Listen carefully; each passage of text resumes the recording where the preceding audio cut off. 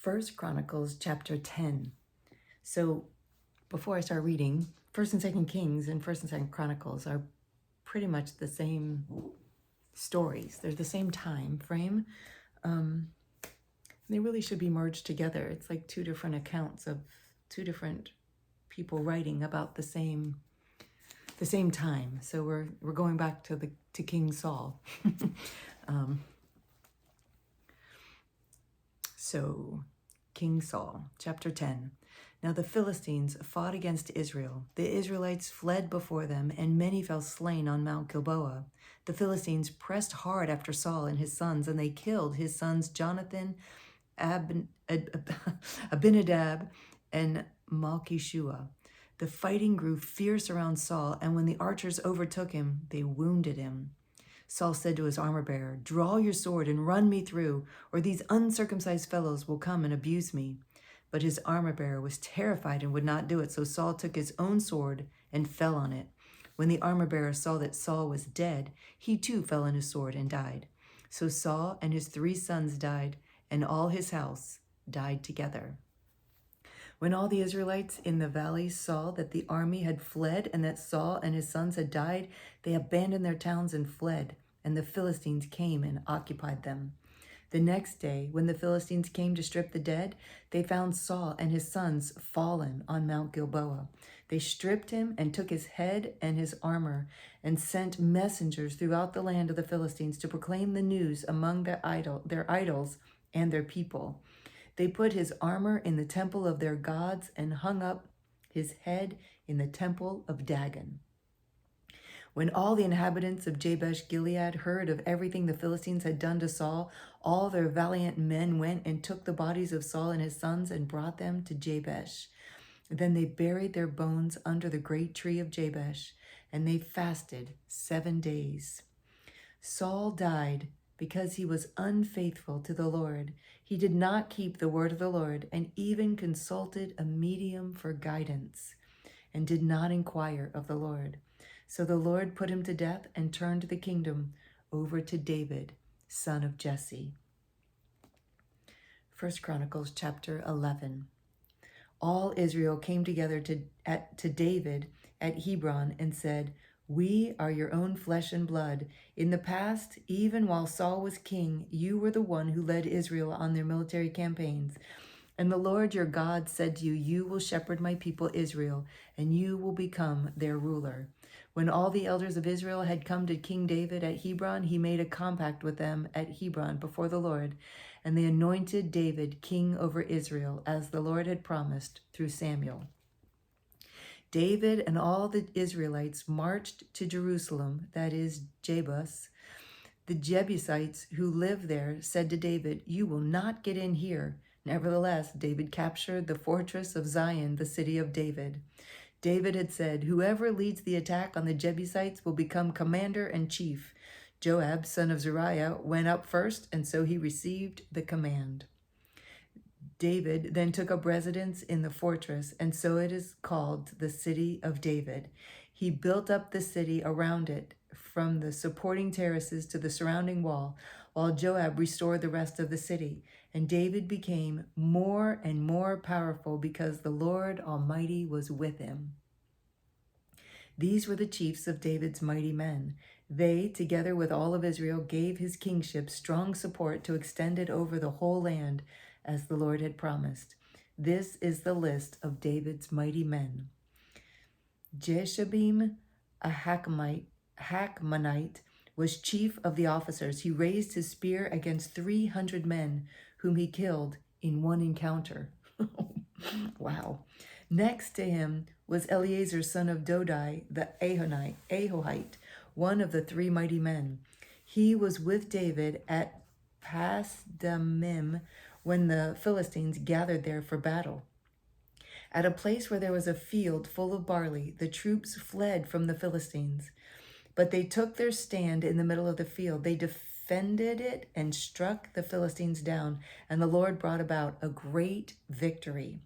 3 of the 30 chiefs came down to David to the rock at the cave of Adullam, while a band of Philistines was encamped in the valley of Rephaim. At the time, David was in the stronghold, and the Philistine garrison was at Bethlehem. David longed for water and said, "Oh, that someone would get me a drink of water from the well near the gate of Bethlehem." So the three broke through the Philistine lines, drew water from the well near the gate of Bethlehem, and carried it back to David. But he refused to drink it. Instead, he poured it out before the Lord. "God forbid that I should do this," he said. "Should I drink the blood of these men who went at the risk of their own lives?" Because they risked their lives to bring it back, David would not drink it. Such were the exploits of the three mighty men. Abishai, the brother of Joab, was chief of the three. He raised a spear against 300 men whom he killed, and so he became as famous as the three.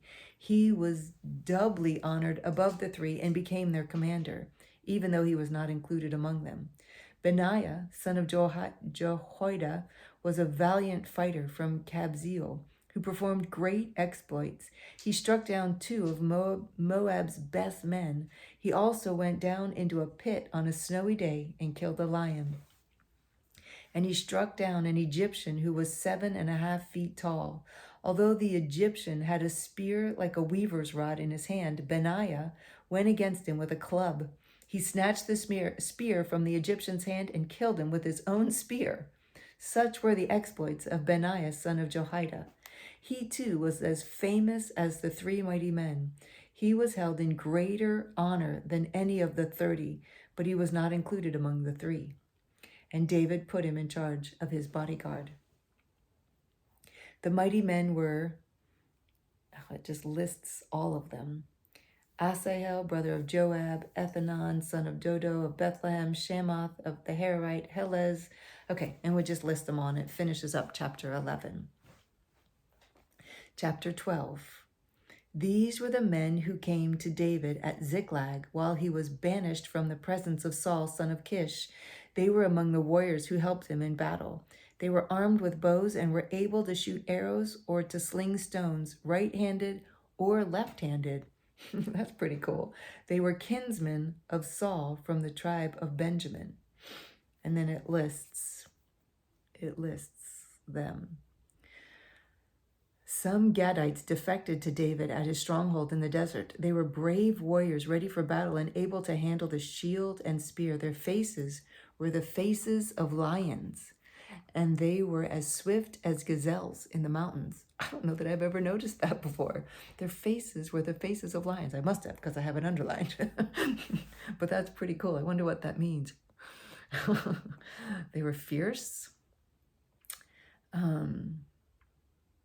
Ezer was the chief, Obadiah the second in command, Eliab the third, Mishmanah the fourth, Jeremiah the fifth, Attai the sixth, Eliel the seventh, Johanan the eighth, Elzabad the ninth, Jeremiah the 10th, and Machbanai the 11th. These Gadites were army commanders. The least was a match for 100, and the greatest for 1,000.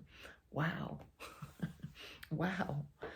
It was they who crossed the Jordan in the first month when it was overflowing all its banks, and they put to flight everyone living in the valleys to the east and to the west. Other Benjamites and some men from Judah also came to David in his stronghold. David went out to meet them and said to them, "If you have come to me in peace to help me, I am ready to have you unite with me. But if you have come to betray me to my enemies when my hands are free from violence, may the God of our fathers see it and judge you." Then the Spirit came upon Amasai, chief of the 30, and said, "We are yours, O David. We are with you, O son of Jesse. Success, success to you, and success to those who help you, for your God will help you." Great blessing. I like that.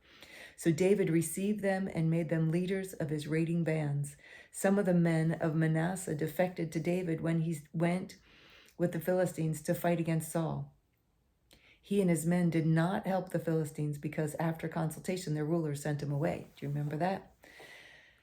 They said, "It will cost us our heads if he deserts to his master Saul." When David went to Ziklag, these were the men of Manasseh who defected to him: Abna, Jozabad, Zediel, Michael, Jozabad, Elihu, and Zilithai, leaders of units of 1,000 in Manasseh. They helped David against raiding bands, for all of them were brave warriors, and they were commanders in his army.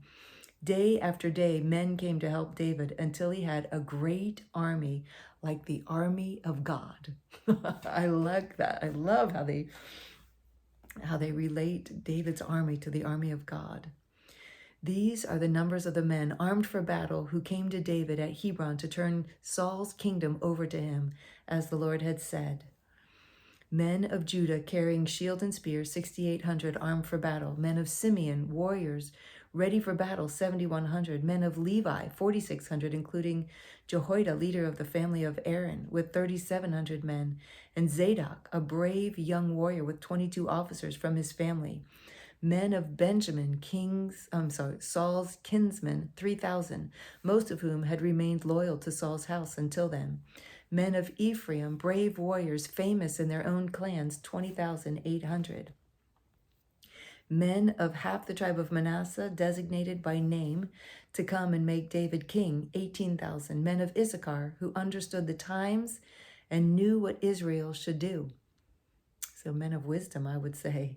Men of Issachar, who understood the times and knew what Israel should do.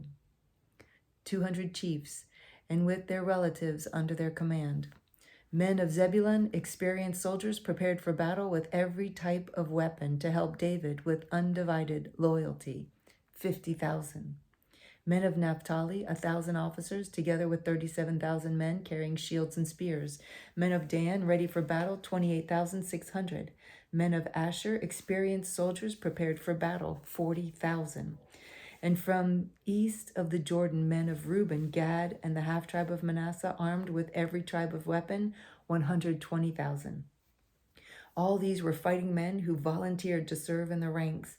They came to Hebron fully determined to make David king over all Israel.